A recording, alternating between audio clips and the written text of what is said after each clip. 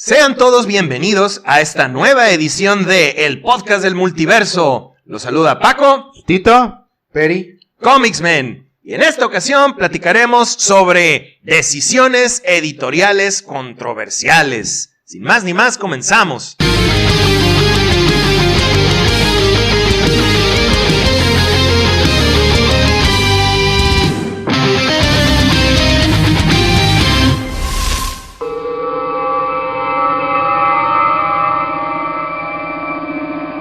Pues platicaremos hoy sobre los editores en jefe de las grandes compañías de cómics y su enorme importancia, porque la verdad son bastante relevantes. Muchas veces tendemos a fijarnos más en los dibujantes y escritores, o los entintadores, o los coloristas, quienes ya nos ofrecen el producto terminado, pero no es hasta que algo de plano va muy mal, o de plano algo raro pasa en cuanto a todo lo relacionado con un cierto título o con una cierta cuestión que haya pasado en una editorial.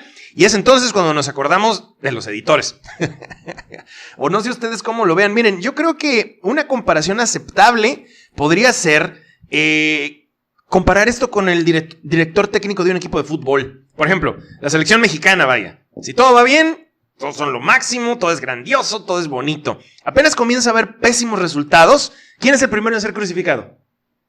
Es claro, el director técnico. Es más o menos lo mismo. Aunque siendo honestos... Bueno, tomando la palabra, el director técnico a nivel institucional. O sea, si en un equipo el dueño, el primero que friega, obviamente va a ser el director técnico. Sí, a eso me refiero. Pero sí, el público, el primero que friega es el jugador. Fíjate que a veces no. Yo he visto muchas veces, sí puede ser. Pero muchas veces, por ejemplo, todos nos acordamos de las veces aquellas, ¿no? De los mundiales donde mete a fulanito y no sé qué, ¿por qué cambiaron esto? O sea, sí, a quien crucificas es al tipo. O sea, al director técnico, porque crees que él es el mago que tiene la culpa de todo, pero como bien dice Tito, realmente pues también tiene mucho que ver el caso de los jugadores. Sí, pero la situación es parecida. Claro, y aparte también hay que considerar que la responsabilidad que tiene un editor en jefe es muy grande, porque al final tiene que tomar decisiones en base, tiene que ser objetivo. Espérate, ahorita vamos a llegar a ese punto. Estamos hablando de lo ideal, lo real es otro punto y aparte. Tiene que ser objetivo y tiene que tomar decisiones en base para favorecer a la empresa. Sí, y aunque siendo honestos, ha habido muchas ocasiones en las cuales, pues merecidamente, se les ha reclamado su mala toma de decisiones a los editores en jefe. Y platicaremos sobre varios casos así, curiosamente, en su mayoría, ocurridos a recientes años. Yo siento que mucho tiene que ver el manejo corporativo que ha habido recientemente en compañías como Marvel y DC. Pero bueno, ahorita vamos a ahondar en el tema. Bueno, primero que nada, lo que dices tienes un punto muy importante, pero tienes que recordar que estamos viviendo de unos años para acá unas condiciones sociales un tanto diferentes a las cuales nosotros estuvimos acostumbrados. Un tanto. Bueno, déjalo hablando con pincitas, ¿no? Ajá. Entonces, aquí estamos hablando que lamentablemente ya no puedes tomar decisiones tan libremente como lo hacías antes. Antes, por ejemplo, tú sabías que en un cómic, si veías acción, aventura, personajes interesantes, era un éxito rotundo. Sí, pegaba. Sí. Pero actualmente, ya por todas las políticas socialmente correctas, ya tienes que, como dije hace un momento, tomar decisiones con pincitas. Tienes que tomar una decisión que le caiga bien a Paco, que le gusten a Tito y que le gusten a Peri.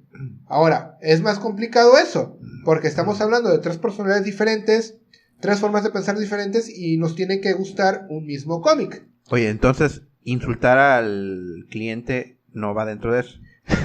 Es que al final, para algunos, por ejemplo, muchas veces nosotros hemos salido insultados por todo lo que han hecho, pero puede existir la posibilidad de que esas decisiones le hayan gustado a un 1%, que al final es lo que importa. Sí, ese es el fenómeno que ha estado ocurriendo últimamente. Como ya lo hemos mencionado, muchas de las editoriales no tienen en cuenta realmente quién es su mercado meta, no les importa, prefieren ocupar checks políticos o políticamente correctos y decir, bueno, pues ahorita vamos a cambiar personajes a diestra y siniestra y vamos a sacar este título y este otro título, y las ventas son muy bajas, pero fíjense que independientemente de todo eso, mucho tiene que ver cómo es la forma en la cual se venden cómics en Estados Unidos. Porque en Estados Unidos, para los que no sepan, las editoriales le venden directamente a una distribuidora, y esa distribuidora, que es la única en Estados Unidos que se encarga de distribuir cómics, es la que les vende a su vez a las tiendas de cómics. Es como que un filtro, un intermediario ahí, y no existe la figura de la devolución. Entonces, ¿qué es lo que pasa? Que las tiendas de cómics se quedan con absolutamente todo eso. Ese modelo es pésimo, porque no te permite saber qué tan bueno o qué tan malo eres dependiendo en la devolución de los cómics. Decir, yo no quiero esta porquería, yo no quiero este Miss Marvel, este Capitana Marvel, yo no quiero lo que sea. No quiero esta basura. Squirrel Girl. Y los regreso. Me faltó Miles Morales. También. No puedo, no existe eso. Entonces, pues obviamente que se dan vuelo todas estas decisiones editoriales que están contaminadísimas con lo políticamente correcto y todas estas cosas que la verdad no es sano. Simplemente no es sano. Pero independientemente, esos son el tipo de decisiones como que generales, que probablemente un editor puede estar influenciado o no. Miren, la función de un editor es explicar qué errores se le tienen que corregir a una obra. Básicamente eso es. Estoy hablando de un editor normal, no tanto de un editor en jefe. Eso tiene otra función. Pero los editores se encargan de que la historia lleve cohesión. Hablo de los cómics, ¿no? De que los parámetros de la misma no se salgan de lo establecido por la compañía. No sé, a lo mejor tiene ciertas políticas, ciertos estándares de calidad que mantener. En pocas palabras, son los encargados del control de calidad y también de la selección de personal. ¿Qué equipo creativo voy a mantener en qué título? Bueno, de hecho, ya es lo que le llaman la línea editorial. Sí, sí. Y la línea editorial, pues obviamente va dirigida hacia, ya sea que quieran dar un mensaje, o ya sea que quieran promover cosas en general, ¿no? También mucho va ligado con quiénes son los que quiero que tomen control de los títulos en específico. ¿Por qué? Porque a lo mejor yo pienso que este personaje le va bien la forma en cómo escribe Charles Soule, por ejemplo, y cómo dibuja pues no sé, Mark Bagley o quien sea. Mark Bagley, ¿no? Pero sin embargo, pues bueno, no siempre son tan atinados, ¿no? Porque y aparte hoy día también la forma de trabajar es muy diferente. Hoy día ya todo lo hacen prácticamente a larga distancia y simplemente se mandan las cosas en línea. Antes no, antes era muy raro que trabajara uno en Nueva York y el otro estaba en Chicago, ¿no? Y las cosas pues obviamente tardaban el tiempo que tenían que tardar, porque pues los dibujos o las láminas de los dibujos tenían que mandarlas a la editorial y demás, ¿no? Y pues también tenía que ver en los tiempos de los artistas, ¿no? Porque compañías como Marvel sí les ponían que cada mes ellos tienen que publicar. Casi todas, pero hay quienes no pueden. Cuando en su momento salió Image, pues bueno, cuando menos no tenía ese estándar. No, porque se supone que cada quien era su propio jefe ahí, entre por comillas, supuesto, ¿no? y como pues cada uno era artista, pues se iba, así como lo hacía Miguel Ángel, ¿no? Uh-huh. Que pues que cuando estaba haciendo la Capilla Sixtina, que pues cuánto iba a tardar, pues lo que me tardara, ¿no? Y hay un factor muy importante que no has mencionado. ¿Cuánto cobran los artistas? Porque dependiendo la calidad, aquí la calidad es muy importante. A ver, soy un editor y me dicen, ¿sabes qué? Arma tu equipo de trabajo. Pero ¿sabes qué? Nada más tienes tanto. Consigue lo que puedas. Sí, y bueno, eso conlleva que hagan las digamos, audiciones, ¿no? Que chequen pruebas de talento. Uh-huh. Busquen talento en convenciones, lleven a revisar tu portafolio, todo eso lo tiene que hacer un editor.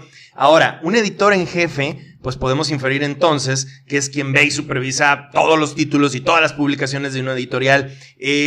Principalmente, fíjense que esta figura ha estado mucho más representada en Marvel que en DC.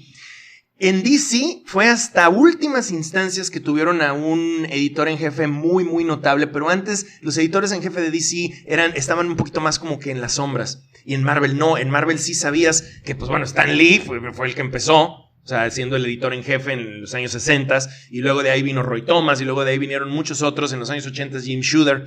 Pero en DC no había tanto así como que, ay, sí, pues sé quién es fulanito, sé qué es lo que está haciendo, publica una columna editorial que nos esté diciendo. No había tanto eso, Marvel sí lo tenía un poco más.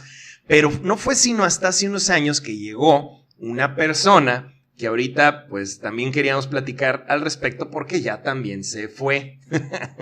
El famoso Dan Didio. Dan Didio fue editor en jefe, podríamos decirle el publisher que le llaman, ¿no? El publisher. En DC Comics desde, ¿qué te gusta? ¿Fue 2001? ¿2002? ¿Una cosa así?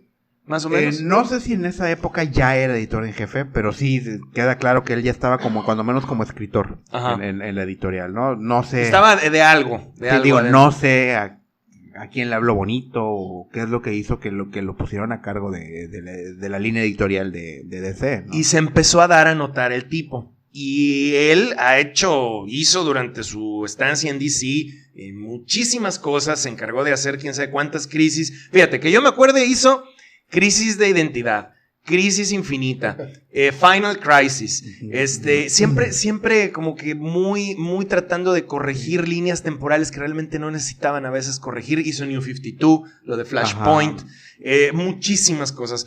Y resulta que a este editor en jefe lo acaban de despedir. Lo acaban de despedir, que tendrá hace un par de semanas. Más o menos. Sí. Y nadie se lo esperaba. Nadie se lo esperaba. De hecho fue...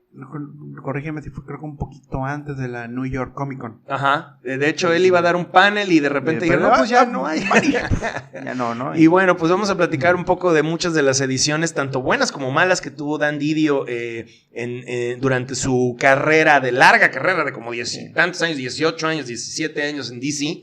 Y pues de todo esto que conlleva la toma de decisiones de los editores en jefe, porque así como hay decisiones buenas, puede haber decisiones malas. Claro. Es justo hablar, yo creo, de ambos aspectos. Sí, claro. Digo, al final, pues sí han salido muchas cosas buenas, porque durante su estancia, pues se hicieron cosas como, pues el regreso de Hal Jordan como Green Lantern, que fue que puso a cargo a Jeff Jones de este proyecto. Y pues seamos honestos, lo que hizo Jeff Jones con Hal Jordan fue el equivalente a lo que hizo Frank Miller con Batman, ¿no?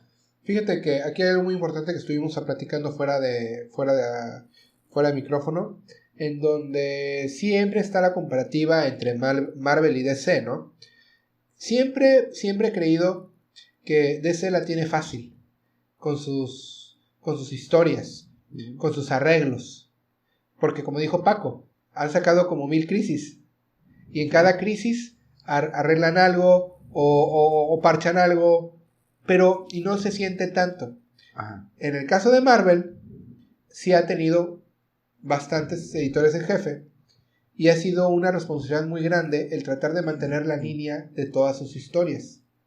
Si ustedes, por ejemplo, han revisado, es muy raro que hayan hecho reboots de una historia o que hayan cambiado el origen de un personaje. Ya lo hicieron a últimas, lo intentaron. Fíjate que me extrañó mucho lo de Secret Wars, la más reciente. Hicieron un desastre de continuidades y de porquerías, y eso la verdad sí estuvo grave. Vamos a dedicarle un programa entero al Secret Wars, porque de plano hicieron cada cosa que yo digo, no puedo creer que hayan llegado hasta este punto. Ya se hizo un desbarajuste, y lo que me molesta es que últimamente han agarrado eso de excusa para decir, no, es que la línea de tiempo ha cambiado, para justificar errores de continuidad, errores estúpidos, errores que Marvel antes no tenía, antes no se daba, como por ejemplo que dos personajes que se conocen desde hace mucho tiempo, pues no sé quién es. ¿Por qué? Porque el que no sabe quiénes son o cómo se conocieron es o el escritor o el editor de esa colección. Y antes eso no pasaba. Antes los editores de esas colecciones estaban bien al tanto de cuál era la continuidad, dónde había pasado esto antes, qué es lo que había sucedido. Y ahorita pues, ya no sé. Es lo que estábamos comentando, lo que dijo Tito hace un momento, que ahora hay mucha despersonalización al momento de crear historias, Que tú, por ejemplo, Tito puede estar en Nueva York y yo puedo estar en Texas y ¿sabes qué? Envíame tu trabajo, lo coloreamos. Es más, una parte de culpa la tienen todas las cuestiones de internet. Bueno, es una ventaja, pero mira, es que eso no justifica que no hagan bien su chamba. Sí, no. Porque sí hay mucho editor hoy en día que no está capacitado para ser un editor de cómics. No lo están. O sea, desde el hecho de no tener conocimiento de los personajes y de la compañía y del folclore o la tradición o lo que tú quieras. Digo, tampoco estás diciendo que seas una enciclopedia, pero oye, tienes que ponerte a investigar. Pero tú nada más te pones un curly aquí, te peinas el bigote y ya, es que mira, con eso el arma. Mire, ¿no? por ejemplo, yo lo puedo expresar de mejor manera. Por ejemplo, las empresas, cuando van a crear un departamento de recursos humanos, siempre tienden a elegir administradores. Ajá. Porque los administradores se enfocan, tienen conocimiento de elementos que cree la empresa que les va a beneficiar. En cambio, todas las personas, en el caso de, por ejemplo, los psicólogos, nunca están a cargo de un departamento de recursos humanos. Es muy raro, porque ellos se enfocan en el factor humano que muchas empresas no les le ven relevancia. Lo mismo pasa aquí con las compañías. Por ejemplo, eligen la compañía, por ejemplo, Marvel, elige a un editor en jefe, no tanto por su conocimiento en el tema, sino por su conocimiento de administrador. Bueno, pero es que aún así de todos modos está mal. O sea, no puedes solamente tener ese tipo de conocimientos, tienes que tener muchos otros. Sí. Y eso es lo que le ha dado, pues digámosle, problemas últimamente a las editoriales. Pero es lo mismo. Lamentablemente ya no hay consecuencias de que la caguen tanto al momento de crear sus historias. Porque ahora, como ahorita, como dices tú, ya Marvel ya recurrió a la Secret War, donde empezaron a unir todos los universos. Ultimate, hicieron un desastre. Y desaparecieron los Cuatro Fantásticos. Durante un tiempo. Exactamente. Y aquí es lo que pasa. Yo, por ejemplo, me pongo en el lugar de los editores elegidos. Les imponen una responsabilidad tan grande de, ¿sabes qué? Sácame de esto, sácame del problema, pero no les dan las herramientas para poder hacerlo correctamente. Porque las herramientas no las traen ellos tampoco. Sí, exacto. Pero, por ejemplo, tú mismo mencionaste un ejemplo muy claro, el director técnico de un equipo de fútbol. Por ejemplo, el problema aquí, ustedes lo han visto en los mundiales. Eligen a un director técnico que es buenísimo, que todo sé qué, que no sé cuándo, pero le ponen el equipo unos meses antes del mundial. Ajá. Gana el primer partido, no es el mejor. El segundo partido es el mejor, el tercero es el mejor, pierde y es el peor. Y lo cambian. Y lo corren. Pero ahí está el error. Miren, yo siempre hay veces el error está en el público, pero sí, bueno. pero bueno, aquí yo siempre he dicho, yo no soy conocedor de fútbol, pero a ver, si quieres que un director técnico mejore, dale más tiempo con el equipo. Sí, bueno, es lo que se dice. Dale más tiempo con el equipo. No lo quieras aventar al ruedo sin antes crear su plan de trabajo, de elegir a sus jugadores. Por ejemplo, muchas veces, ¿cuánto talento no hay en las reservas, en equipos de segunda división? Y agarran ahí, pero ¿por qué? Prefieren agarrar a los que creen que les van a dar mejor ingreso económico, a los que son figuras. Son figuras. O sea, al final es una táctica. Entiendo, pero mira, el problema aquí es que ya deben ellos de tener esas bases, ya deben ellos saber qué es un buen dibujante, qué es un buen escritor, deben tener conocimiento acerca de la continuidad, acerca de qué es lo que vende, acerca de tu mercado meta. Y hoy en día los editores y los editores en jefe de las grandes empresas como lo son Marvel y DC no están prestándole atención a eso. Les vale un cacahuate porque ellos o una de dos, o sienten que están respaldados por sus corporaciones, que en el caso de DC puede ser AT&T, que bueno, eso sentían al menos, Warner, y en el caso de Marvel pues obviamente es Disney, y están respaldados porque pues las tiendas de cómics a fuerzas les tienen que comprar una cierta cantidad. Entonces pues ellos se pueden dar el lujo de meter sus políticas que quieren, contratar gente quizá no tan talentosa, poner gente que comulgue con sus ideologías, y eso está mal. Mira, te voy a decir una cosa que ya lo habíamos platicado antes. En los años 80 había un editor en Marvel que yo siento que ha sido de los mejores, que se llama Jim Shooter. Jim Shooter se encargó de crear Secret Wars, la original, la saga de donde salió el traje alienígena y donde lo del Beyonder, el Eterno, todo eso. Guerras Secretas. ¿Saben por qué creó Guerras Secretas? Porque quería vender juguetes. Eso es. Y se les ocurrió hacer una saga gigantesca de una historia gigantesca donde participaran... Una maxiserie. Una maxiserie donde participaran buenos contra malos. Y entonces voy a ofrecer esto en jugueterías, esta imagen, esta historia que está... Si no puedo hacer una caricatura, voy a poder hacer un cómic porque soy Marvel Comics. Sí. ¿Qué es lo que está haciendo ahí ese editor en jefe? ¿Está apelando a qué?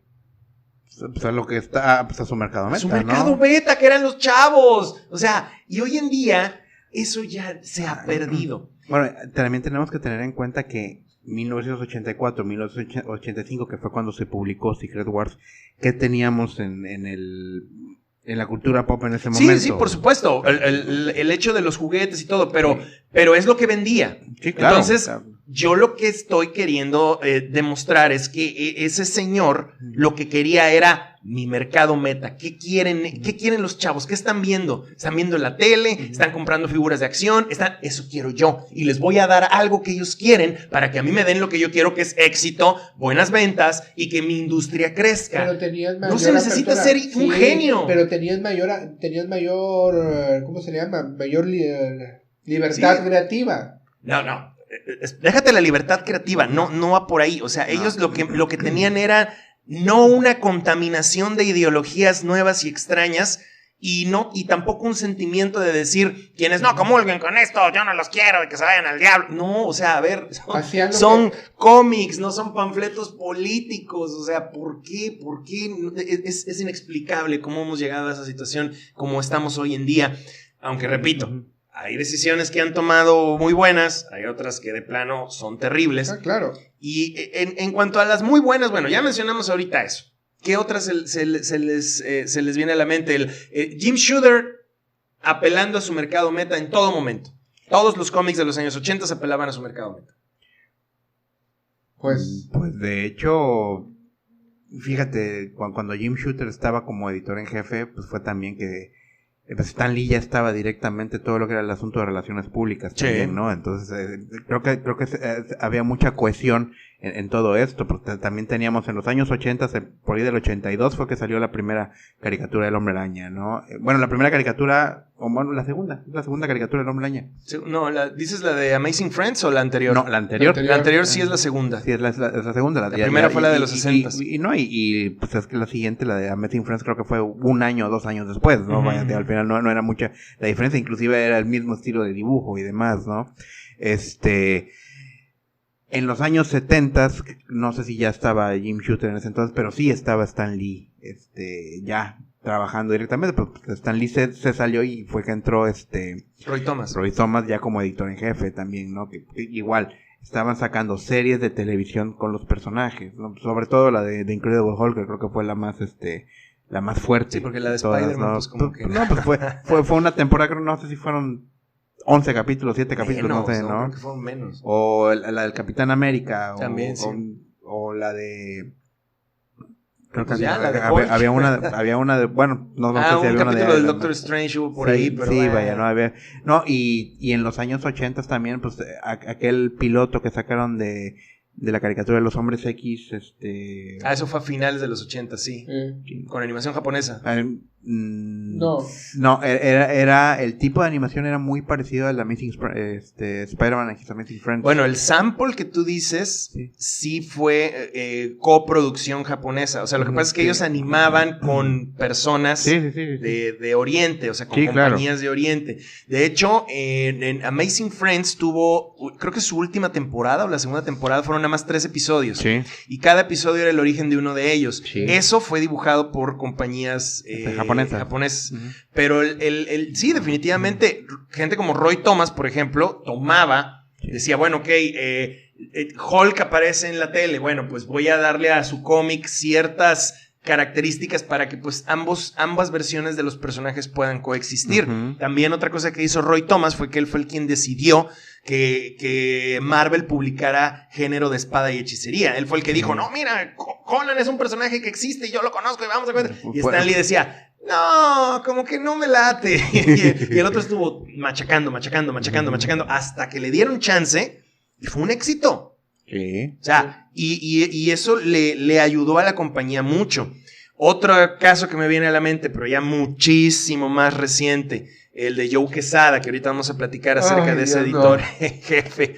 Él, antes de ser editor en jefe de Marvel, fue editor en jefe de una línea llamada Marvel Knights, Caballeros Marvel, que a mí ese nombre siempre me ha parecido muy estúpido. Pero bueno, el caso es que se llamaban los Caballeros Marvel, los Caballeros Maravillosos. Y era una línea donde se enfocaba Caballeros Maravilla, más bien. Bueno, los Caballeros Maravilla. Y él se enfocaba un poquito más a héroes urbanos, un poquito más de ese estilo. Y sobre todo con Daredevil, él logró tener muchísimo éxito y muchísima calidad porque él era un dibujante muy buscado, tenía su nivel de superestrella como dibujante. Sí.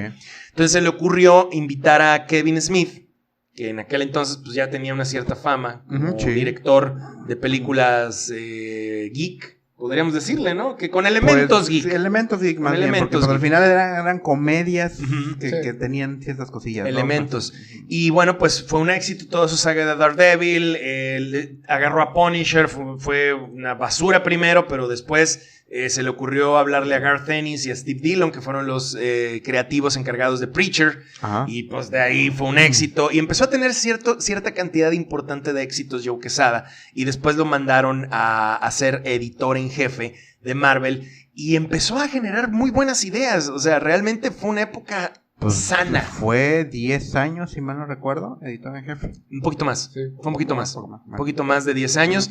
Y fue una época sana. Fue una época buena de cómics. Claro, también tuvo sus cosas. Altibajos, ¿no? Sus altibajos. Pero fíjense lo importante que es tener un buen director. Alguien que realmente se preocupe por generar dinero. Y que tenga una visión, ¿no? Que tenga bien definido hacia dónde va, ¿no? Porque luego hay muchos que hacen cosas de prueba y error, ¿no? Pero en este a ver caso, qué se queda pegado en la pared. Sí, vaya, ¿no? Pero en este caso parecía, cuando menos Joe Quesada parecía que sí iba, iba bien, iba bien, y hizo cosas muy buenas. Sí, la verdad es que hizo cosas muy buenas, no podemos terminar de juzgarlo porque, pues diga, al final tuvo 2 o 3 o 10 tropezones. Pero sí, vaya, yo me acuerdo que, pues, de hecho, para mí fue muy refrescante porque creo que parte de tu trabajo tiene que ver también con la línea Ultimate, ¿no? Ajá. Sí, ¿no? Entonces, digo, soy honesto, yo regresé a leer cómics gracias a Ultimate Spider-Man. Sí, en aquel momento Brian Michael Bendis era nuevo, relativamente hablando, era nuevo. No se le había quemado la cabeza. Ya ahorita ya lo perdimos. No estaba tan corrompido. No, vaya, corrompido es poco. No, o sea, pero corrompido a lo mejor sí estaba. Lo que pasa es que yo creo que a lo mejor lo amarraban, ¿no? Le decían, no, espérate, no te vayas por aquí, no te vayas por acá, haz esto, haz aquello, haz el otro, ¿no? Y al final, él como escritor, o sea, como escritor, pues no es malo. No, como escritor no es malo. Ya de escritor de cómics de superhéroes, ya ahorita ya lo perdimos, ¿no? O sea, ya realmente ya se está enfocando mucho a hacer demasiado drama. Y pues, bueno, había sido alguien que vendía mucho, pero muchísimo dinero, ¿no? Inclusive Bendis tuvo una corrida con Daredevil bastante popular, ¿no? Con varios personajes, ¿no? Bueno, Avengers. Bueno, pero donde dijeron, no manches, aquí a este cuate lo jalamos súper, fue que hizo Daredevil y fue que lanzó Ultimate Spider-Man. Y después lo jalaron para Avengers. No fue así. ¿No? Primero estuvo en Avengers y después, bueno, en Avengers, luego en Ultimate Spider-Man y luego de eso estuvo en Daredevil. Así fue más o menos. Okay. Él empezó... bueno, al menos yo lo empecé a notar en el radar con Avengers, cuando hizo lo de Disassemble y y con Alias. Ajá. Antes de eso fue lo de de hecho su fuerte, porque de hecho eso es, pues, prácticamente es así como que autoría de él, ¿no? Sí. O sea, porque él quería utilizar a Jessica Drew, ¿no? Y no pudo, no lo dejaron por X. Entonces se tuvo que inventar esta nueva personaje Redcon, que fue Jessica Jones. Sí. Pues bueno, ahorita Curiosamente ahorita ya la conocen más que a Jessica Drew. Sí. Ahora sí que bueno, salió el tiro por la culata ahí. Pero bueno, hay decisiones que francamente han sido cuestionables de muchos. Y repito, eso es reciente. Antes, o una de dos. No estoy diciendo que antes no pasara, pero o una de dos. O de plano eran mucho menos y eran más efectivos los editores de antes, o pues también nosotros no nos enterábamos, ¿no? Porque las redes sociales... Por eso, que no nos enterábamos tanto, no nos importaba tanto, porque lo teníamos como comparativa productos de buena calidad, productos, historias interesantes, y que de vez en cuando de 10, 9 fueran geniales y uno no valía la pena, también lo ignorábamos. Fíjate que yo también le echo al factor de edad. Sí, claro. O sea, digo, obviamente ahorita... No éramos tan exigentes antes. Sí, ahorita pues digamos que tenemos gustos más complejos, si tú quieres, ¿no? Antes podemos hacer ahorita retrospectiva muchas historias de finales de los 90, de principios de los 2000, y que en su momento las disfrutamos muchísimo y ahorita decimos, no, pues sabes que siempre al final no me parece tan buena, ¿no? En el momento los disfrutábamos mucho y creíamos que era lo bueno que estaba saliendo en el momento. Cuando hizo todo el asunto de Disassembled, en el caso de Bendis, cuando hizo todo el asunto de Disassembled y arrancó con New Avengers, pues fue lo suficientemente popular para darle el empujón para poder hacer las películas que a partir de 2008 empezaron a hacer. Sí. Sí. Y Bendis era un fenómeno. O sea, yo recuerdo que era un fenómeno, pero de repente algo le pasó y bueno, cortocircuito. Pues empezaron a hablar de ese concepto de los arquitectos de Marvel, si mal no recuerdo, ¿no? Y yo creo que hay que mantener por ahí los pies muy en el piso, ¿no? Y muchas veces las decisiones editoriales no reflejan eso. Por ejemplo, una de las cosas que a mí me... más, y estoy seguro que a muchos que nos están escuchando y a ustedes dos en especial, a Peri y a Tito, más, yo dije, ¿qué cosa es esto? Fue todo lo de One More Day, todo lo que pasó con Spider-Man, que hasta la fecha seguimos sintiendo esas repercusiones, sí. Hasta la fecha sigue la gente... Que me deciste que lo están tratando de arreglar, pero cuando una herida está hecha... Es que ese yo no he encontrado en los cómics, debe de haber más, pero yo no he encontrado en los cómics un ejemplo más perfecto de si no está roto no lo compongas. Bueno, para las personas que no sepan, la saga de One More Day siguió después de la saga de Civil War, donde Spider-Man revela al mundo su identidad. Entonces, por consiguiente, él y su esposa Mary Jane y su tía May quedan expuestas y... obviamente quedan en peligro. El Kingpin manda a asesinar a Spider-Man, pero queda herida a la tía May. Entonces, en un momento de desesperación, aparece ante Peter Mephisto. Mephisto, dentro del mundo Marvel, podría ser considerado como el diablo de uno de los demonios. Sí, bueno, básicamente es el diablo. Sí. Entonces le dice a Peter que él puede ayudarlo a que el mundo olvide quién es él, a salvar a su tía May, bla, bla, bla, bla. Pero aquí el costo no es ni su alma, no es nada así, no es su matrimonio con Mary Jane. Su amor. Entonces, aquí lo que hace es de que... Creo que hay una parte donde dices que ya estoy aburrido de las almas, ¿no? Una cosa así también, porque es que... Sinceramente no me acuerdo. Es que le dice Mephisto, es que ustedes los superhéroes... No me gustan sus almas, porque ustedes las brinden de una forma altruista y al final, aunque los torture, siempre sienten que hicieron lo correcto. Entonces no me sirve de nada ver un alma que no sufre. Entonces prefiero herirlos en vida, pero dejarles el sentimiento de que algo les falta por toda su vida. Y que aquí en este momento, pues Peter... Una de las decisiones que Joe Quesada decidió es que Peter aceptara el trato con Mephisto. De hecho, el escritor fue Straczynski. Sí, claro. ¿No? Digo, la verdad es que también era un escritor muy bueno y era quien tenía las riendas del título de The Amazing Spider-Man en ese momento, ¿no?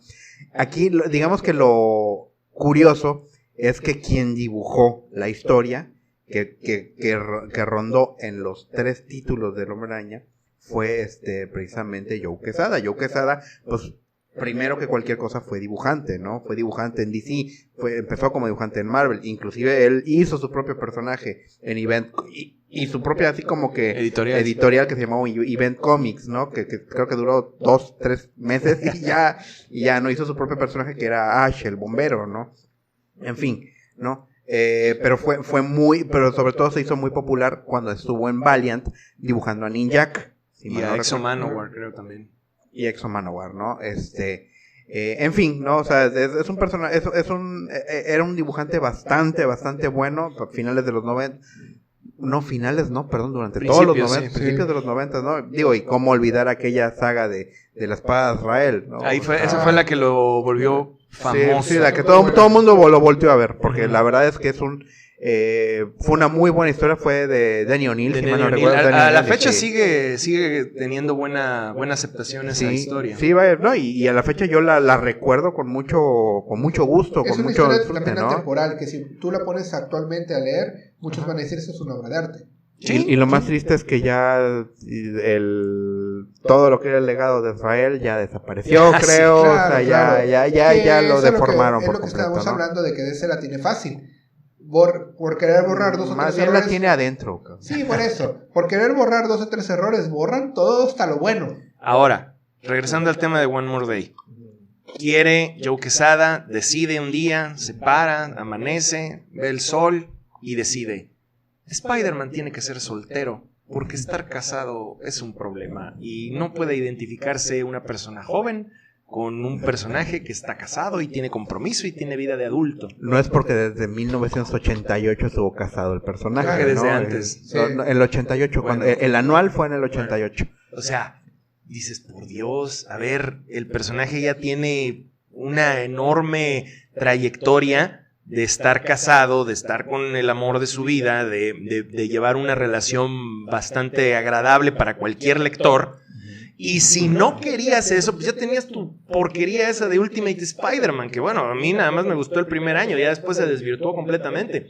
Pero ahí lo tenías a Ultimate Spider-Man, ese era un Spider-Man para gente más joven, Sí, vaya, era problemas adolescentes. E inclusive con un origen más actualizado, Más a actualizado. la época, ¿no? ¿Y qué fue lo que pasó? Que Joe Quesada dijo, me vale, yo voy a hacer que el Hombre Araña de la continuidad normal, de la continuidad 616, lo voy a volver soltero, porque pues esto está muy mal y que no sé qué. Ese son el tipo de decisiones que no las puedes entender si nada más ves que alguien las toma. Y bueno, yo quiero aclarar que a nadie le gusta estarse metiendo en la vida personal de la gente, bueno, al menos a mí no tanto, pero en este particular caso viene a colación porque Joe Quesada no tomó esa decisión nada más porque sí. La tomó porque estaba él en su vida personal atravesando por un divorcio muy complicado y muy feo. Y fue como que una especie de proyección. Y a mí me gustaría que, pues en este caso, Perry quizás nos diera su punto de vista, porque eso es muy sonado. El tipo tomó esa decisión, pues no sé cómo le podríamos decir, Perry, por despecho. Mira, aquí hay una palabra que enfoca todo: control. El control es un elemento importantísimo para personas como lo que ocurre con el editor Joe Quesada. Al final, al no poder tener control de su vida personal, es mucho más sencillo cambiar o controlar el factor fantástico, el factor imaginario, que en este caso es la historia de Spider-Man Peter Parker. Que curiosamente es su superhéroe favorito. Claro, al final aquí hay dentro de psicología hay algo que se llama proyección, es atribuirle algo a una problemática personal. Uh-huh. Aquí hay muchos factores que hay que considerar. Lo que dice Paco es cierto. Spider-Man fue el personaje favorito de él, pero él al final, al haber sufrido, él, les voy a dar una hipótesis nada más, que él no quería que su personaje sufriera lo mismo que él. Te puedo asegurar que hay algo por ahí la idea. Y aparte, es interesante, fíjate. Y al final estamos de acuerdo que el controlar algo, el tener control de algo, simplemente el hecho de mover algo de un lugar a otro, te brinda cierto poder. Uh-huh. Entonces aquí, él tenía el poder, tenía los motivos, ahí está la fórmula. Bueno. ¿Por qué no separar a parejas como Red Richards con Sue Storm?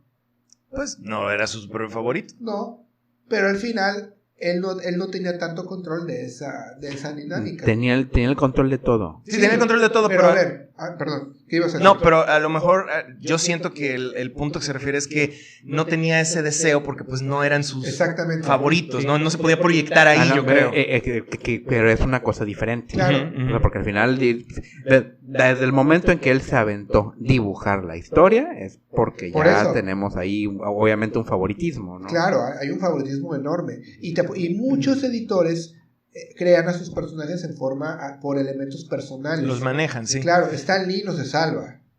Stan Lee también creó muchos personajes en base... Nada más que él los creó. Claro, él los creó, pero muchos personajes tienen en base a experiencias personales. Sí, y de hecho, el mismo Stan Lee dice que pues, varias de sus creaciones tienen muchos elementos del mismo. Inclusive, si retomamos un poquito al mismo Reed Richards, él siempre dijo, que Reed Richards tendía a hablar demasiado y dar demasiadas explicaciones como él mismo hace o hacía. Entonces, si nos vamos por ese lado, es entendible, pero como bien dice Tito, vaya, él los creó. Pero aquí, ¿no sientes que es muy...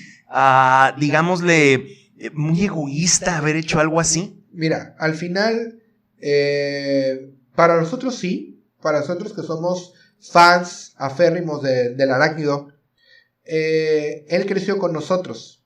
Ajá. A ver, te lo pongo sencillamente. Imagínate que tú te casas y tienes un hijo. Ajá. Bueno, tú te divorcias de tu esposa se vuelve a casar y el que termina educando a tu hijo, el que toma las decisiones de la vida de tu hijo, no eres tú. es el nuevo esposo de la mamá de tu hijo. Ajá. ¿Cómo te hace sentir? No, pues terrible. Exactamente. Es el mismo sentimiento.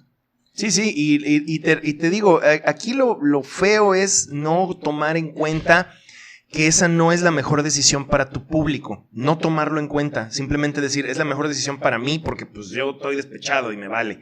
Y ese tipo de decisiones fueron las que comenzaron a crear mella y a crear una animosidad hacia Joe Quesada y a la figura que él tenía en Marvel. Otra cosa que él hizo, no sé si tú recuerdas, Tito, que él fue el que inventó lo del ritmo, de hacer el ritmo de una historia para que pues cupiera en un TPB. Sí, de hecho fue ya fue un pues sí, como que inventarlo, no creo, o sea, pero sí, simplemente implementó de que las historias, pues obviamente se iban a vender mucho mejor siendo historias completas en un solo tomo. ¿Por qué? Porque ya empezábamos a tener el detalle ese de pues ya sabes, la generación de inmediatez, ¿no? O sea, disfrutas más una historia completa leída de una sola sentada a que esperarte cada mes, ¿no? Sí, obviamente eso lo resentimos, sobre todo con el mismo Ultimate Spider-Man. Spider-Man, tú pones los primeros 7 números, abarca por completo lo que Amazing Fantasy número 15 hizo en 10 páginas, creo. 13 páginas. O 13 o 14 páginas, ¿no? O sea, ¿pero qué es lo que hicieron? Pues bueno, obviamente se agarraron de Mark Bagley, que es dibujante milenario del Hombre Araña, uno de los mejores, a mi gusto, y pues Brian Michael Bendis, que en ese momento tenía hambre. Tenía hambre y era, bueno. No, estaba creciendo y era muy llamativo, ¿no? Y ¿qué es lo que descubrieron? Que pues, si tú podías alargar una historia lo suficiente para poderte vender un libro de más de 150 páginas, en lugar de venderte un floppy, pues lo aprovechamos, ¿no? Sí, claro. Y es más, hay gente que entra a comprar o empieza a coleccionar, o ya a lo mejor no a coleccionar, pero sí a leer tarde, pues luego es más fácil que le dices, no, pues mira, ok, ahorita vamos en el número 8, pero sabes que aquí tienes los números 1 al 7 corriditos. Sí, y tiene mucho eso de la tradición del manga. También tiene mucho que ver porque pues se vende por capítulos primero en las Shonen Jumps o en todas estas recopilatorios, antologías grandes, y ya después sacan el tomo recopilado pues dependiendo del volumen. Eso tiene mucho que ver y pues bueno, hasta cierto punto está bien, pero el problema llegó cuando muchos escritores pues de plano no podían juntar ese ritmo de historia. Yo digo, bueno, soy un escritor legendario. Demeritaba su calidad por tener que alargar la Tener que alargarla, a eso vamos. Entonces se generaba un problema porque supongamos que yo soy un escritor que tiene ya muchos años. ¿Quién te gusta? No sé, Frank Miller, por decir un nombre. Entonces Frank Miller, como un ejemplo, dice, no, pues ¿sabes qué? Si tú quieres publicarme una nueva historia de Daredevil, tiene que durar 6 números. ¿Cómo le haces? No lo sé. Y tú dices, caray, pero es que yo ya tenía una para 3 nada más. Sí. ¿Qué hago? O para 2 números, una saga de 2 números, que antes había muchas. Sí, claro. Antes en los cómics había un montón de 2 o de 3 partes. Y vigentes hasta ahorita. Sí, claro. Y decía, ¿qué hago? Bueno, pues alárgala, a ver cómo le haces. Y entonces ya era un relleno, claro. Ya te sentías como que, ¿y qué tiene que ver esto? ¿Por qué estoy viendo esta escena de la tía May sirviéndose una taza de té en toda una página? O sea, pues es porque necesitaban relleno. Sí, claro. Al final es como, por ejemplo, en las series de anime. Que también. crean los rellenos porque el dibujante no le da tiempo de ir al par del manga. Bueno, pero eso es diferente. Sí, claro. Eso es diferente. Sí, pero al final es la misma... Alargarlo. Sí, alargar. En este caso, ojalá que nuestro amigo Uriel nos esté escuchando, lo de la saga de Asgard de Senseiya. Sí. Que al final... muchos la consideran como uno de los mejores alargamientos. Sí, yo sí, la verdad. Pero ahí entra mucho factor nostálgico, pero bueno, independientemente. Pero es una técnica de adaptarse. A ver, los editores en jefe y todo tienen que ver todo desde un punto de vista administrativo. Tienen que ver algo de lo que va a vender, de lo que tienen que hacer para vender. Ahora, yo concuerdo con ustedes. No se enfocan en el público meta. Ahorita no. No, ahora... Hay un punto muy importante que no sé si... Pero qué tal el tener su curlica. Por eso, pero a la larga, ahorita, por ejemplo, hay una presión mucho más grande que el tener un número a tiempo, que dar una buena calidad. Hay algo aquí que importa más. Es todo lo que ha ocurrido, por ejemplo, enfocándonos en Marvel. La cuestión de Disney y todo lo que tiene que ver con... Lo políticamente correcto. Aquí, lamentablemente, como lo mencioné hace un momento, un editor, aunque tenga la preparación, vamos a ponerle que tenga todo lo que Paco mencionó que necesitan tener. Uh-huh. Al final, primero que nada, punto número 1, las compañías como Disney no van a poner a una persona que haga lo que ellos digan. Sí, en primer lugar. Exactamente. Segundo. Le van a exigir a esta persona que se adapte a lo que ellos consideran que va a vender. Porque no es muy diferente. O sus políticas. Exactamente. Pero al final, como lo mencioné hace un momento, ellos tienen una visión de lo que quieren vender. Ellos, en vez de vender un cómic, prefieren vender un peluche de Rocket Raccoon. Entonces, por eso, hazme una historia de Rocket Raccoon. Sí, apégate a lo que yo quiero. O hazme un Groot bebé. También, sí, claro. Ahora, que hay otra cuestión que no hemos mencionado sobre Quesada, por ejemplo. Decisiones que, repito, luego no nos enterábamos antes, que no dudo que a lo mejor otros editores lo hayan hecho, pero imagínense, hubo un tiempo, a mitad de los 2000s, hubo un tiempo en el que los personajes simple y sencillamente dejaron de fumar. Uh-huh. Simple y sencillamente. Y en Marvel había varios personajes que acostumbraban fumar puro, sobre todo. La Mole, Jonah Jameson, Wolverine, Nick Fury. En algún momento Reed Richards fumaba pipa. Uh-huh. Era parte de su personalidad, digamos. Y había otros que no lo hacían, como por ejemplo el Capitán América o Spider-Man. Sí, claro. Pero al punto al que voy es que Joe Quesada tomó la decisión de prohibir, así, o sea, de plano, prohibir a sus dibujantes y a sus escritores que utilizaran personajes que fumen. Y la decisión la tomó porque, lamentablemente, su padre sufrió enfisema y falleció a causa de esa terrible enfermedad. Y dices, a ver, ¿hasta qué punto mis decisiones personales tienen que afectar las decisiones creativas de una empresa? Yo voy de acuerdo. Yo no soy, por ejemplo, yo en particular, no soy una persona que aprecie el vicio del cigarro. Yo no fumo. De hecho, me disgusta demasiado.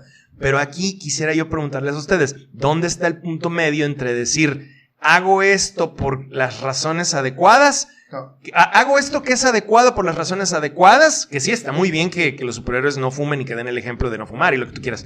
O tomo esta decisión por las cuestiones incorrectas, aunque sea algo correcto. Ahí sí. No hay objetividad. Exacto. Al final es lo importante, no hay objetividad. Al final, ¿sabes qué?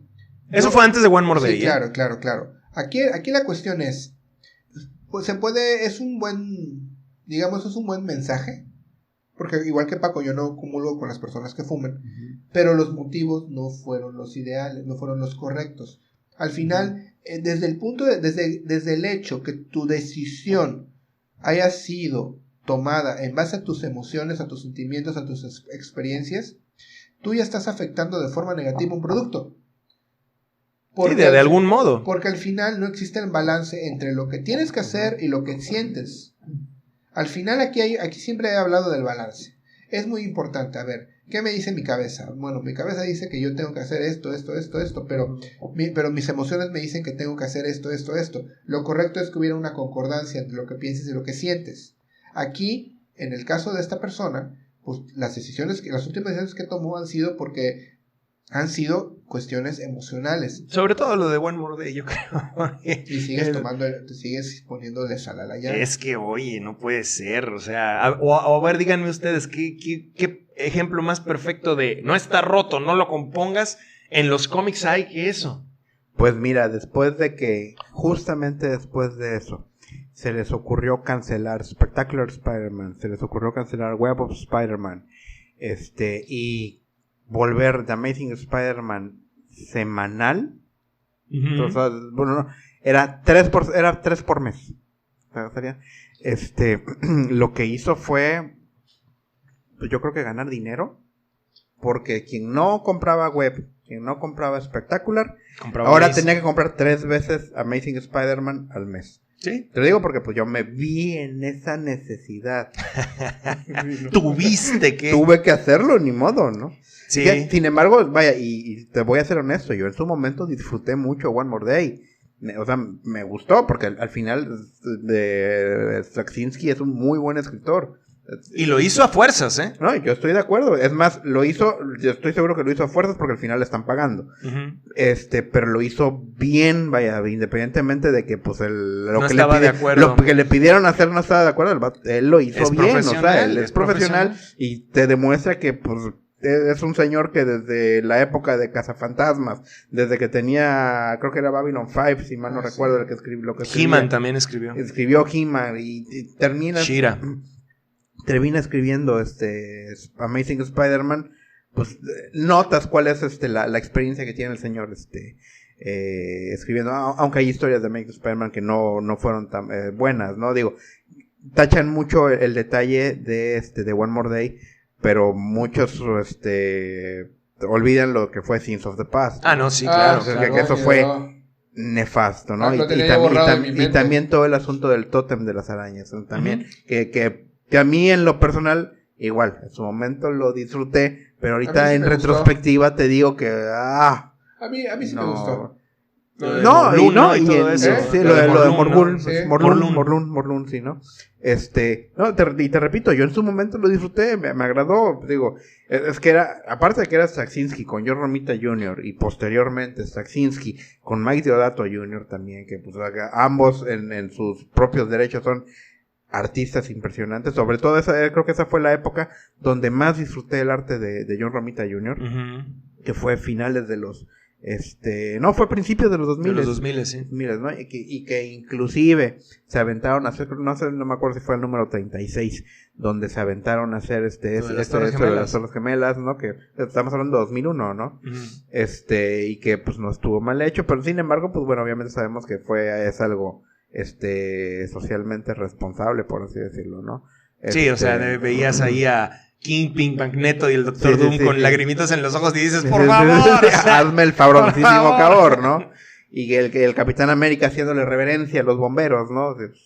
También, ¿no? O sea, pero bueno, eso es aparte, ¿no? Digo, al final todos también, entre que capitalizaron y que también querían hacer una manifestación del evento, ¿no? ¿Dónde he visto eso? No, yo nunca lo he visto. O sea, son innovadores. En fin, ¿no? A lo que voy es que fue un muy buen escritor al que por línea editorial o por los huevos de alguien, tuvo que hacer algo que, pues bueno, que profesionalmente tuvo que cumplir. ¿Y qué pasa cuando cambia Joe Quesada? Lo mueven de posición, según esto lo ascienden de puesto, que porque había hecho un muy buen trabajo, y bueno, pues si tomas el balance, pues igual, y puede ser que sí. ¿Qué sucede? Ya para estos entonces, cuando él se baja de la posición de editor en jefe y se sube a una más importante que era Chief Creative Officer, creo, Ajá, algo así, sí, así es. lo meten a un nuevo editor llamado Axel Alonso. A ver, nada más recuérdame, vino Axel Alonso y después vino alguien más. Cebulski, que es el que está ahorita. Que es así, ok. Sí, pero Axel Alonso, miren, Axel Alonso llegó, si no mal recuerdo, entre 2012 y 2013, por ahí debió haber llegado, ya cuando el auge de las películas Marvel estaba en boga, ya para esto ya habían estrenado Avengers, ya todo eso había pasado. Uh-huh. Y Axel Alonso, ese editor, fue el responsable total y completo, porque pues, él es el editor en jefe, de que haya surgido toda esta era de lo políticamente correcto de una manera ensañable en Marvel. Él fue el que dejó que todo lo que se le llama los Social Justice Warrior y todo este tipo de ideologías en creativos, digamos, muy entre comillas, creativos, nuevos autores empezaran a entrar en estos títulos. Él lo permitió todo eso. Bueno, también toma en cuenta que ya para entonces ya Disney ya se los había comido y que ya estaba también Sana Amanat por ahí, ¿no? Sí, también, pero imagínate, o sea, él fue el encargado de suplantar los personajes Uh-huh. por ya sabe, ¿no? Por ser social justice, bla, bla, bla. Él decidió suplantar a todos los que ya conocían, todos los que ya para ese entonces eran ultra famosos, Steve Rogers, Tony Stark, Thor, bla, bla, bla. Y pues los cambió para otro tipo de personajes y eso pues no estuvo bien visto porque lo que ellos más que nada deseaban era promover pues sus películas, que fíjate ese que es un mito total fíjate que y si mal absoluto. no recuerdo, el primero que fue ese tipo de personajes suplanta, Uh-huh. pues fue precisamente Miles Morales. Ah, sí, que fue cuando hicieron todo el borlote de la muerte de Spider-Man, bueno, la muerte de Ultimate Spider-Man. Que, pues bueno, tengo que reconocer, estuvo entretenida, estuvo bien y todo habría sido perfecto si el título hubiera terminado ahí. Pero no. Pero no, decidieron sacar a Miles Morales, quien en su momento, pues prácticamente era una copia de Peter Parker, pero de otro color. Uh-huh. Y obviamente con un origen diferente, ¿no? Pero no fue que de hecho, yo siento que a este personaje le dieron realmente personalidad. Fue hasta la película. Sí, ese personaje antes no era tan... no tiene personalidad. No era tan individual, y no podías criticar al personaje. De todos modos todavía no puedes, ¿eh? No podías criticarlo porque al final te tachaban de que cómo era posible que... Porque es que tú decías, es que no es Peter Parker. No, es que es mejor que Peter Parker. Que no sé qué.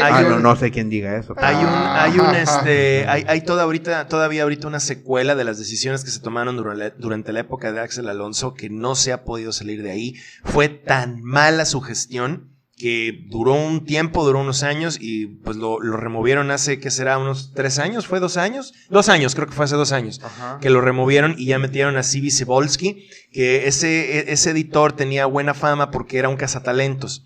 Era un cazatalentos, viajaba por todo el mundo, iba a convenciones, checaba portafolios, encontraba gente, creativos nuevos. Y dijeron, bueno, pues tiene, o sea, él sabe, ¿no? Sabe qué es qué onda con esto. Es buena decisión haberlo agarrado. Y había un cierto dejo de esperanza en que ya se iban a acabar esas tonterías de lo socialmente correcto y todo eso que es tan poco óptimo para la industria. Ya parece ser que se iba a acabar y no se acabó y seguimos pues ahí como que a los tumbos. Mira, y hay algunas cosas buenas, otras malas, pero seguimos en los tumbos, ¿no? Mira, desafortunadamente aquí es donde ya nos dicen que pues obviamente ya ni siquiera la línea, o sea, el editor en jefe tiene control. Sí, no, ya cosas, no. Eso me queda claro, ¿no? Y si a eso le aunamos ahorita, ¿cómo es ahorita la dinámica de Marvel? Donde ya prácticamente, sí, está sacando sus cómics, tiene todos prácticamente no sé cuántas caricaturas tienen ahorita. ¿Quién sabe, ¿no? la verdad? Que siendo honestos, creo que las últimas que fueron buenas a mi gusto fue Spectacular Spider-Man y obviamente Avengers Earth's Mightiest Heroes, ¿no? Ya de ahí en fuera. ¿Y Disney no tuvo nada que ver? Y no, por supuesto, pero eran caricaturas de Marvel en ese momento, ¿no? Y tristemente, bueno, de hecho ya no hubo una segunda temporada de Wolverine and the X-Men. No. Que lo único malo que tenía esa caricatura era el título. El título, porque la caricatura era muy buena. O yo la considero muy buena, ¿no? Pero cuando fue toda esta transición de Marvel, el ser absorbida por Disney, pues claramente se dejó venir todo lo que representa la ideología Disney, ¿no? Sí, y la ideología Disney hoy día, que antes no eran así. Otro boleto aparte, ¿no? Ahora, fíjense que ya para tratar de concluir esta charla sobre decisiones controversiales y todo esto, pues vamos a platicar del difunto Dan Didio, que ya fue relevado, ya no tiene nada que ver con DC Comics. Y fíjense que desgraciadamente tiene más fama por las decisiones no tan acertadas que tomó. ¿Qué es lo que sí tomó buenas decisiones? Como dice Tito, cosas como Blackest Night.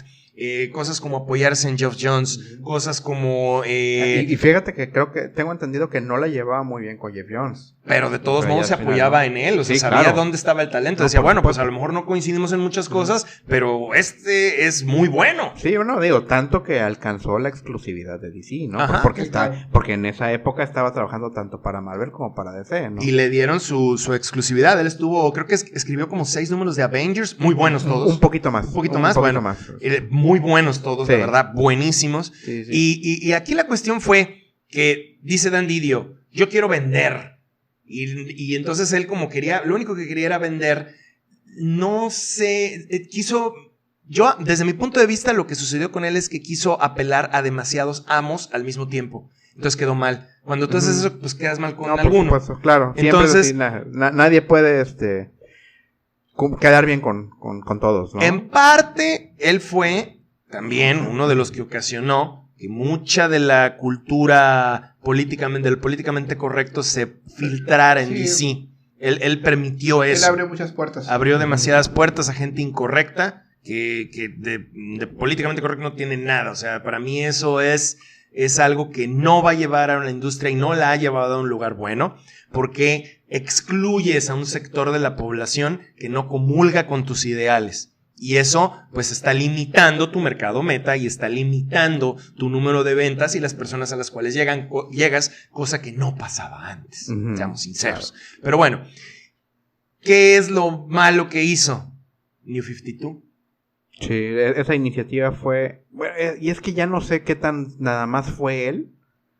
Porque... Él fue el principal promotor, hasta donde tengo entendido, lo de New 52. Digo, porque pues, recuerda que en ese momento pues también fue en esa época, o no sé si unos meses antes, que fue cuando agarraron y dijeron, ¿sabes qué? Jim Lee, tú también sé el co-publisher, ¿no? Bueno, pero Jim Lee lo que es uno de los mejores artistas que han existido en cuanto a dibujo, pero en sus decisiones editoriales, la verdad, siento que no. No, pues no, a mí me queda claro que no. Pero de artista yo te lo pongo en los mejores del mundo. Mira, cuando menos de los más populares y de los más vendedores, porque tú, un número que le pongas de Jim Lee, aunque lo escriba X, yo lo voy a comprar. Eso es un hecho, ¿no? Pero, pues de alguna manera, a él lo pusieron a rediseñar a todos estos personajes. El diseño de Superman sin calzones, del Batman sin calzones, y que todos fueran ya armaduras. Fíjate que no me gusta ver a alguien sin calzones, así un superhéroe sin calzones. No, pues como que no, ¿verdad? No me es agradable. No es políticamente correcto. Que en este caso, por ejemplo, lo que respecta al nuevo 52, creo que solamente hubo 2 que me gustaron. 2 diseños. 2 diseños. Aquaman y Shazam. Fíjate que a mí no me desagradó la Mujer Maravilla después, porque primero la habían puesto con pantalones. Ajá, sí. Y después se retractaron y ya se quedó. La única, creo que nada más le hicieron ajustes de color. Se ve ridícula con los pantalones, esos mayones que le Sí, habían ¿no? Por puesto. supuesto. ¿Y tú te acuerdas que iban a sacar, que hubo un piloto para una serie de, Sí. de La Mujer Maravilla que precisamente iba a tener esos pantalones? Sí, ¿no? sí, no pegó en lo más mínimo y qué bueno que se decidieron mejor a sacar a Gal Gadot. No, y ya eso, pues bueno, cuestión aparte, ¿no? Pero aquí el gran problema que pasó cuando entraron los nuevos 52, que sí, vaya, siendo editores ambos, Jim Lee y Dan Didio, fue que realmente no tuvieron huevos para hacer un verdadero reboot. ¿Por qué?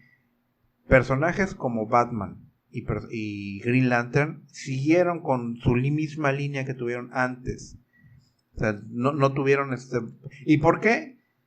Porque ya por como estaban ya vendían mucho. De hecho, precisamente Scott Snyder apenas estaba agarrando el título y debo reconocer, o sea, todo lo que hizo Scott Snyder hasta el número 19 o el número 20 de la serie de Batman, a mí sí me gustó mucho, ¿no? Y sobre todo lo hizo con Greg Capullo, que también hizo un excelente trabajo. Y por el otro lado, pues bueno, todavía Jeff Jones siguió trabajando con toda su continuidad de Linterna Verde, y que, pues bueno, le dieron chance a darle un closure, si tú quieres, pero yo creo que ya se lo hicieron así como que ya termínalo porque ya tiene que pasar a lo siguiente, ¿no? Ya queremos poner los nuestros, ¿no? La verdad es una lástima, ¿no?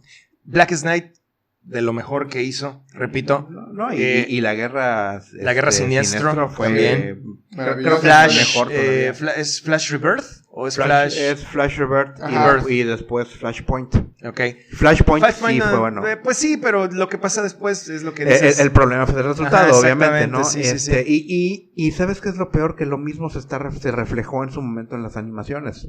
Las películas animadas de DC eran la onda. Y ahorita, en el momento en que sacan Justice League War, de hecho desde que sacan Flashpoint les quedó muy bien, probablemente hasta mejor que la misma miniserie del cómic, ¿no? Más sencilla de entender. Claro, porque ya no se iba a los tie-ins. O sea, ya todo así como que te lo daba así enseguida, ¿no? Pero ya llega Justice League War, que inclusive está mejor que el cómic de los 6 números que sacaron. Porque es más reducida, porque no se enfocan tanto en alargar las historias. A lo tonto. No, claro. Y lo hacen de una forma más entretenida. Pero aparte hicieron unos cambios que donde a mí me desagradó fue que en ese momento ya metieron de golpe a Shazam, y yo siempre he sido de la idea de que si ya tienes a Superman, ¿para qué metes a Shazam, no? Entonces, estamos duplicando estamos duplicando personajes, por así decirlo, ¿no? O sea, a mí en lo personal así es como lo veo. Y empezaron a sacar, ¿no? Que vamos a sacar Action Comics y pues vamos a hacer a Superman como que es un guerrero social y que no vuela y demás, ¿no? Y después que encuentre la armadura kryptoniana, que es la que usa como traje. Es que fíjate, ¿no? Que según tengo entendido tuvo mucho que ver ahí el pleito de derechos que tenían ahí con las familias de Jerry Siegel y Josh Shuster. Tenía ahí mucho que ver los poderes, y entonces quisieron como que intentar cambiar un poco a Superman para que no pudieran agarrarse. Simple y sencillamente no funcionó. No se puede, ¿no? Y nunca funcionó. ¿Se acuerdan del nuevo superpoder que obtuvo el Superman del 52? Sí, que era una explosión tipo Goku, ¿no? Era una flare. Una flare. Sí. Se quedaba sin poderes 24 horas. 24 horas. Sí, vaya, no. Ay, no. Y luego, para arreglar esta bronca, trajeron al Superman clásico. Al original. Bueno, al que murió con Doomsday. Ajá, sí, al Superman de los 90. Máquina, no. Y cuando hacen a Lex Luthor que Superman, ahí mejoró. Sí. Cuando hacen a Lex Luthor Superman, yo digo, ¿qué estoy leyendo? Mira, yo puedo llegar a entender esas cosas, pero lo que no puedo llegar a entender es cómo, repito, los editores, ya sea por mandato de línea de muy, muy arriba, o por ideologías que tienen ellos, permitan este tipo de cosas. Miren, independientemente de lo que pasó ahorita con Didio, de que lo corrieron y lo despidieron y todo este asunto, New 52, mala idea. Él, bajo su mando, murió Vértigo Comics. Vértigo era una línea adyacente a DC donde se publicaban títulos de corte adulto, de corte maduro. Tenía un enfoque hacia el público pues de otro nivel, seamos sinceros, ¿no? Publicaban... aparte era muy apegado a lo que era la ideología noventera, ¿no? Que así como que grim, gritty... Sí, y demás, serio, un poco más serio. Pero más serio y inclusive a veces violento, a veces simplemente más siniestro, ¿no? Pero aparte eran también historias mucho más complejas. Muchísimo más complejas y ¿no? De una calidad grande, muy grande.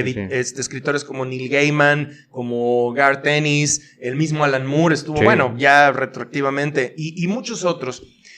Y resulta que de repente ponen a cargo de Vértigo a un editor, obviamente abajo de Didio, pero pues él tuvo algo que ver, pues él es el mero jefe. Y este editor, que creo que se apellida Curry, una cosa así, pues tiene ideologías, ya sabemos, es tipo Social Justice Warrior, y empezó a meter un montón de creadores y creativos y equipos creativos y series. Demasiadas series indies, pero... que comulgaran con ese tipo de ideologías. ¿Y qué creen? Nadie quería leer esa basura. Creo que duró como 4 años, una cosa así, intentando Vértigo. El año pasado murió la editorial y ahorita lo más cercano que queda es el sello Black Label. Pero lo curioso es que como ahorita es la ideología a la que todo el mundo le tiene miedo, porque seamos sinceros, le tienen miedo a esa ideología. Si te metes, que los contradices, entonces te cae la marabunta. Y nadie dijo nada. Y fue realmente por eso. Revisen los títulos que se pusieron a publicar en Vértigo en sus últimos años. Son una porquería. Nadie quería leer eso. Entonces, repito, tú permitiste, como editor en jefe, que muriera una de las líneas editoriales con mayor tradición. O sea, imagínate ser los que publicaban Sandman, los que le dieron luz a Preacher. Mira, por ejemplo, de esa compañía... Los libros de la magia me también encantaron. Books of Magic, exactamente. Swamp Thing. Todo lo de Hellblazer. O sea, era buenísimo. Y dices, ¿cómo puede ser posible que lo hayan echado a perder? Pues con ideologías y excluyendo personas solamente por sus maneras de pensar. Eso es una estupidez, pero bueno, sea para el lado que sea. Es una realidad que está ocurriendo. Sí, claro que es una realidad. Todavía falta mucho tiempo para que eso se vaya quitando. Ay, pues ya yo creo que ahí sí vamos a seguir dando la crónica. Yo espero que nos toque en nuestro tiempo de vida. Sí, vamos a seguir con esa crónica. Lo único triste de esto es que pues la cosa va y sigue yendo y no veo en el momento en que ya le digan, no, espérate, bájale, ¿no? ¿Sabes cuándo va a pasar? Cuando quiebre todo. Cuando ya no haya ventas. Para allá vamos. ¿Qué es lo que va para allá? Para allá para vamos, sinceramente. No, o sea. Y el último clavo en el ataúd de Didio fue la iniciativa 5G, que pues bueno, todavía dicen que va a ir para adelante. No se sabe si lo van a modificar, pero era una idea muy similar a la que tuvo en su momento, una brillantísima idea, como la que tuvo en su momento Marvel de suplantar a todos los héroes por minorías. Entonces querían poner que ahora el nuevo Batman fuera el hijo de Lucius Fox, que querían poner que ahora una Linterna Verde iba a ser una niñita afroamericana, querían poner que el nuevo Superman iba a ser Jonathan Kent, el hijo de Clark y Lois, y bueno, pues que querían hacer todo eso y que todos los demás los vamos a volver viejos y van a ser los mentores y todo, y dices, a ver, espérame tantito, o sea... Yo quiero leer a Bruce Wayne, yo quiero leer a Clark Kent, los he estado leyendo por X número de años, ya los has visto en todas las películas, en todas las series, en todas las cosas, y aún así siguen con esa idea de que no, pues que ¿por qué hay que poner minorías y mi representación y que no sé qué? A ver, ya lo hemos dicho, invéntate monos nuevos y deja de estar molestando, o sea, pero no lo hacen. Bueno, ¿qué fue lo que pasó? El hijo de Lucius Fox, precisamente, Batwing. Un título que... Llegando a los nuevos 52, lo sacaron a la venta y lo sacaron de la venta, ¿no? Claro, porque no funcionan. ¿no? Si no pones una persona con excesivo talento y cultivas el personaje de una manera adecuada, no va a funcionar, así sea la ideología política que sea. Y no lo quieren entender. Y bueno, pues entonces Dan Didio era partidario de esa idea ya al final y parece ser que eso también influyó para que dijeran, ¿sabes qué? Bye. Todavía en eso no está muy claro, podría ser que esa no haya sido la razón, pero cuando menos eso es con lo que nos quedamos. Y dices, qué triste porque estamos en gran parte siendo, y lo digo esto muy entre comillas, testigos de cómo está evolucionando una enfermedad terminal en la industria del cómic, y eso es algo innegable, y quien diga que no, pues no está poniendo atención realmente. Pero sabes una cosa, o está enfermo. Por eso, pero ¿saben qué? Necesitamos una tragedia para que verdaderamente la gente tome conciencia de todo el cambio. Aplica lo de nadie sabe lo que tiene hasta que lo ve perdido. Y nadie escarmienta en cabeza ajena. Exactamente. Sí, y al final yo lo veo, por ejemplo, yo me enfoco en los cómics, en las historias viejas. Y no porque digan que lo viejo es mejor, simplemente... No, en este caso sí. Por eso, en este caso sí. Voy. O sea, pero no hay pierde. Hay calidad en historias, hay calidad en dibujo, hay mucho de lo viejo que todavía sigue pegando. Actualmente, creo que rescatables, 1 o 2 títulos, 3 máximo. Sí, hay mucho problema ahorita, y como platicamos a lo largo de todo el tema, mucho tiene que ver con los editores en jefe. Repito, véanlo como un director técnico. ¡Ay, es que todo fue culpa de fulanito, que él es el que está dirigiendo a mi equipo! Él dirige la selección, ¡mátenlo! O sea, y es entendible al final, pero hay que también recordar... Pero sí hay responsabilidad. Claro, al final es una responsabilidad que se te da, no importa cómo te sientas, quién te dañó, si tienes un problema personal, no te lo trates de sacar con un personaje querido por muchos. Al final, yo sé que hay compañías atrás de esos editores que te susurran, ¿sabes qué? Si no me vendes, te me vas. O si no acatas mis políticas, fuera. Te me vas. Exactamente, es una presión. La verdad, yo no quisiera estar en los zapatos de estas personas. Pero, como dijo Tito hace un momento, se necesita un cabrón que los tenga bien puestos, o una editora que sepa lo que quiere, que lo haga bien, y adelante. Así es. Es simple, no hay que decir que es hombre o mujer, simplemente que le encante la industria, que quiera traer éxito a sus historias. Y que apele al mercado meta, con eso tenemos que quedarnos. Ya con eso lo tenemos. Ojalá, y pues bueno, algún día pase, y si no, pues ni modo, a seguir leyendo lo viejo. Entonces, pues eso es todo lo que tenemos el día de hoy. Mira, la verdad es que podríamos seguir platicando mucho más del tema. Hay muchos casos, muchas historias que se han visto afectadas precisamente por este tipo de cosas, pero pues yo creo que no vale la pena que nos extendamos más.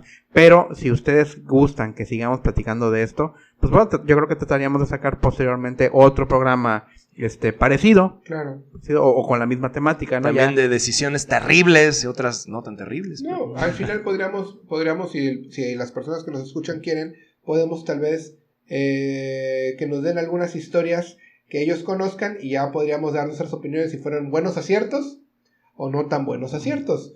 Eso al final es relativo en base a la persona quien lo lee. Sí, y a veces también al resultado, ¿no? Checar cómo terminó todo, en una tragedia o no.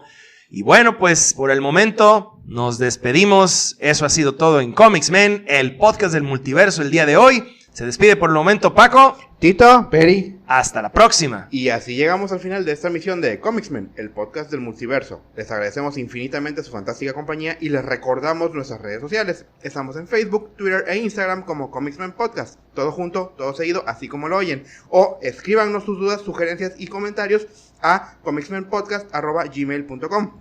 Gracias por habernos escuchado y recuerden, nos veremos en el siguiente universo.